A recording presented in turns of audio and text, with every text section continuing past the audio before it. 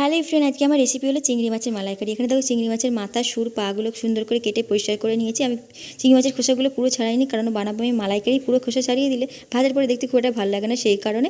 আর চিংড়ি মাছের এই সামনের অংশটা দেখো সরু সুতোর মতো, ওটাও কেটে বাদ দিয়ে দিয়েছি। আর অনেকে চিংড়ি মাছকে জলের পোকা বা বলে, আর চিংড়ি মাছ খেলেও অ্যালার্জেটিক সমস্যা থাকে। তো এরকমভাবে সুন্দর করে পরিষ্কার করে ধুয়ে নিলে অ্যালার্জেটিক সমস্যাটা কিছুটা হলেও দূর হয়। দেখো চিংড়ি মাছগুলোকে আমি সোজা রাখা একটা করে কাটিয়ে দিয়ে দিয়েছি।